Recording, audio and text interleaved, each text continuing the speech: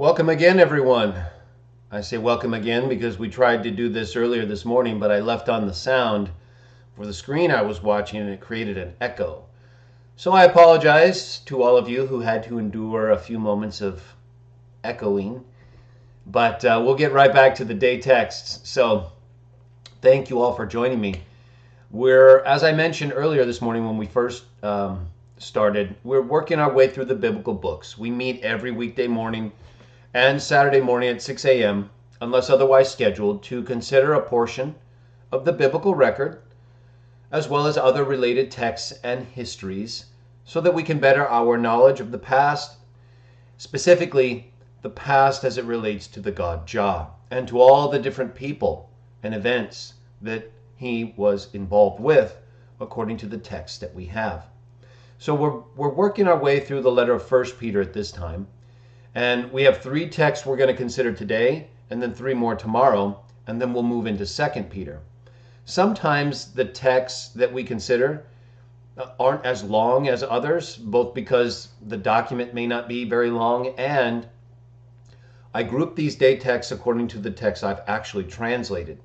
So if I haven't translated the text yet, instead of pulling the text from another translation, which I might not agree with, instead of getting into those issues, I'm just using the text that I've actually translated so that I know the text and I don't have to worry about talking about issues that I haven't gotten into myself, so that what I present can remain consistent with the understanding that I've developed through my translation work, versus, again, trying to pull in translations of texts I haven't done and then make those fit.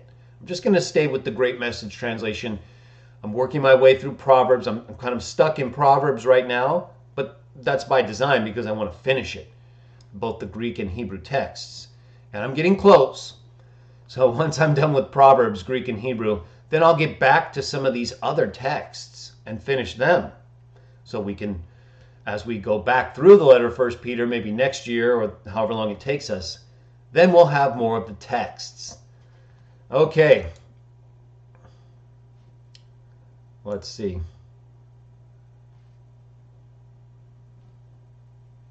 So I'm not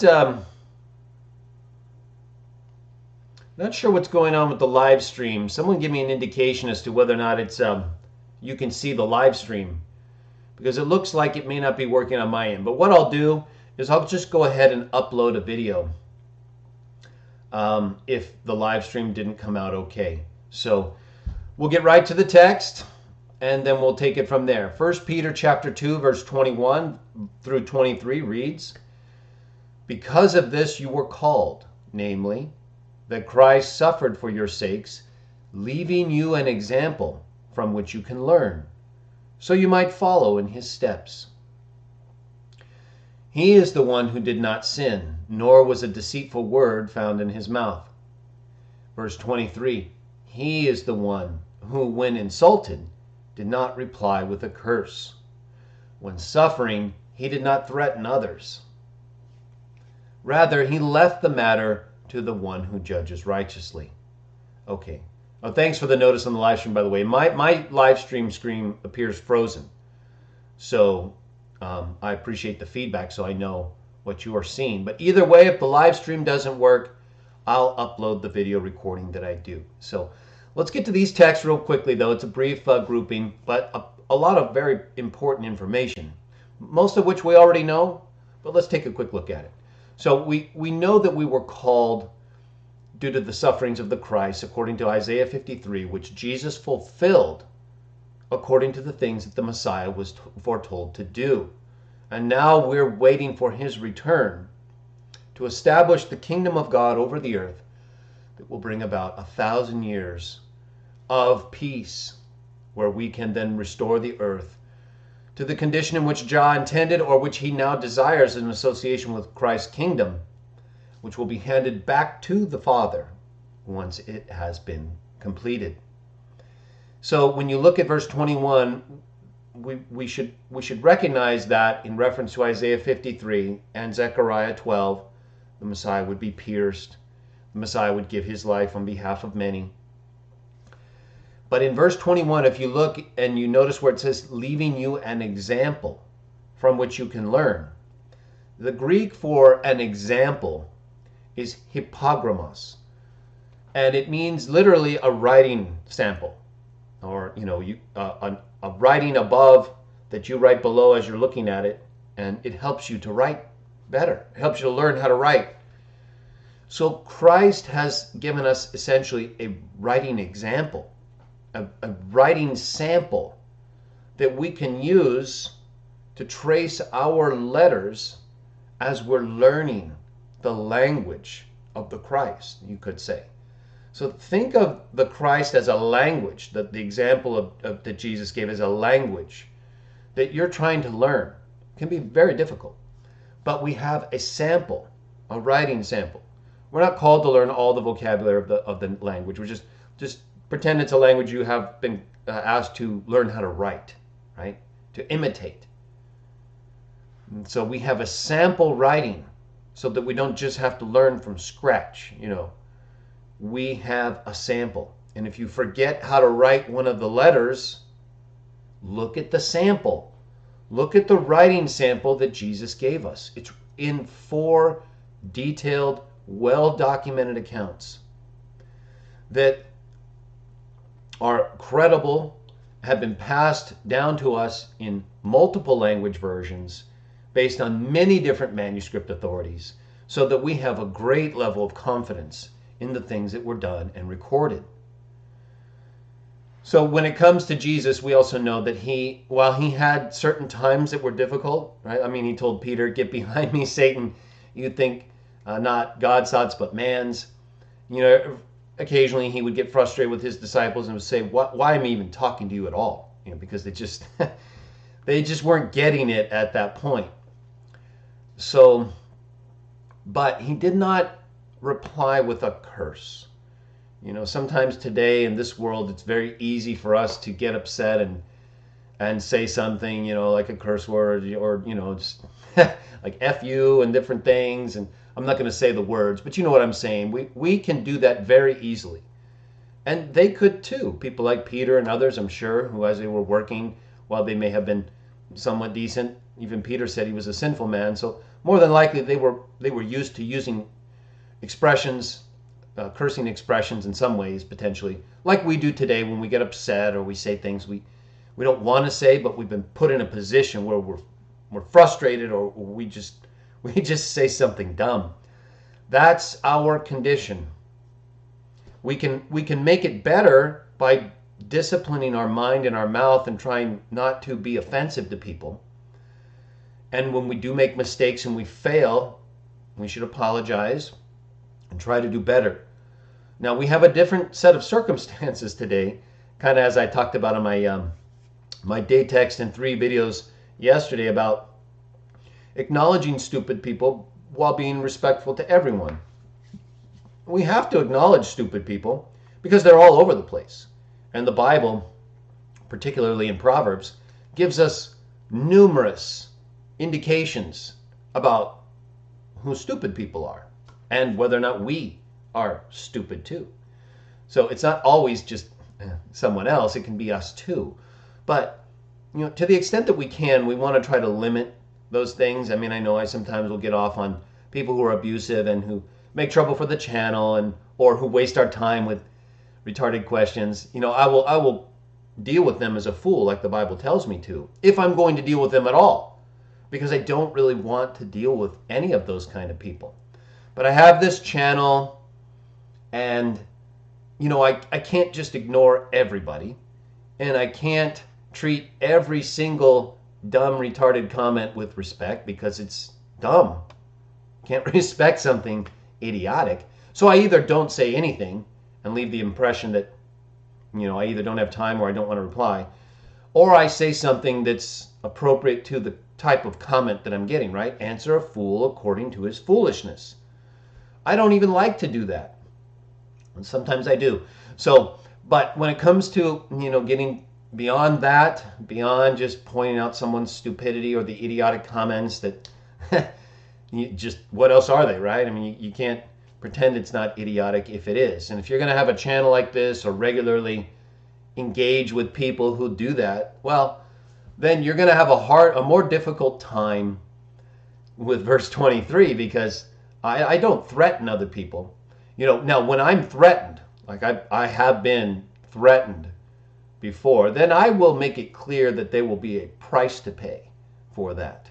And so it's not really a threat. I'm just stating clearly, you do this, this is going to happen. That's no threat. It's a fact, right? We don't take people's attempts to harm us just lying back, unless we're prepared to do as Jesus did and we're at that time and we have to just deal with it. There are times like that. But when we're just in normal life and we have people who are attacking us, trying to hurt our family, trying to damage our means to have a job, they do that. I've had it happen to me many times. Well, then, you're in a much more difficult position, because you're around people who are threatening you and cursing you and insulting you. Now, Jesus was in that same position, but it is a little bit different, of course, because Jesus wasn't here to establish a family, a career, and to try to then fulfill Jah's life. He had a more specific purpose. We still want to be like that, but we have elements in our life today he didn't have to have, nor did he want to have, probably, but we do, and so we have to deal with it. We have to deal with the fact that the things that we want, or the things that we have put together in order to do what we do, will put us in a position where we're going to get more insults, more curses, more threats, and it's going to be a greater challenge for someone like me to have to deal with all that and not respond with a curse or harsh word or a threat, but to just stay focused, to do Jah's will, follow the writing sample of Jesus, and to, while not, take disrespect lying down, I have to be very disciplined and not allow my ability to deal with retards to make it so that I'm unable to be respectful to those who actually would turn around. We have to deal with the Alexander metal workers of the world, and the people who don't like us and who are openly attacking us. Okay, those aren't the kind of people that we necessarily, we still don't want to curse or threaten them. And if we do, hey, we're sinful, we can apologize, we can turn it around. But we need to be careful to the extent that we allow ourselves to be put in positions where people are going to cause us to not be like the Christ. We are supposed to be like the Christ. We're supposed to suffer. We're supposed to deal with these difficulties and leave the matter, as verse 23 says, to the one who judges righteously. And that's what I wholeheartedly believe and want to communicate to you all. So never think that just because I deal with retards sometimes, or will sometimes deal with dumb, stupid comments, or refer to people who clearly, based on some of the recent activities, they may have a deficiency, right? So there's the difference, I think, though, in pointing out a potential mental or other deficiency and a curse or a threat. So I'm still going to try to modify my comments, because I don't like that. I don't like dealing with any of those people. I do it because at times I feel I have to. Like with Robert Morey, I didn't even want to deal with him. I thought, before I had that radio debate with him, I thought he was a very offensive and mean person, just his way he talked and stuff. But I also knew that he had written a lot, and of course written a lot against Jehovah's Witnesses, and that he was also writing against me in his book. So I did it because I felt I had to, not because I wanted to. I didn't think I liked Morey more after the show, but before the show I thought, why am I talking to this guy? Is this guy going to insult me all day? But it ended up being a show where, he kind of had to deal with the text, right? I don't think he really was as prepared, and he changed the subject, of course, from the Trinity to predestination. But that, I think, helped keep it more basically respectful, and versus someone like Morey and someone like me, that could get that could be very explosive, but it didn't. And I give Gene Cook a little credit there. He did a good job at least keeping some balance. But I think Maury and I also focused on the material more than I thought we would be able to. So we have those different situations at times. Different people make it more difficult, but that doesn't change what we're supposed to do. So if I go too far or if I deal with things in an inappropriate manner, then I have to deal with that. I have to accept that, and then I have to change. But I can't say that I'm not going to keep pointing out retards when they show themselves. I'm just going to be a little more hesitant. I mean, it has to really rise to the level of dumb. Unquestionably, right? And I think the other day it did. I don't think there was any question there. You can't watch a whole video and come up with the exact opposite answer, write it in my comments, and then waste all my time without hearing something, right? So keep these things in mind. They help me. I think about them every time I read them before I come to you and we read them. And I think, okay, I got to make sure I apply this to myself right so that when I'm talking to them, I don't sound like a hypocrite, right? That's not the goal. The goal here is to follow the writing sample, the Christ. And where we fail, we pick ourselves back up, we start doing the right things. Don't get down on yourself. That's easy to do. That's not necessary, though. Do the thing that's necessary, and that is to build joy in yourself. If someone's causing you to feel less joy or they're bringing you down, then just separate yourself from that person or limit your involvement. With me, I have the channel, so I can limit my involvement, but not as much as maybe some of you can. But that's just the way I'll just have to deal with that. And you deal with the situation you're in that may bring you around people that will cause you to be tested in these ways to see, how you can respond appropriately.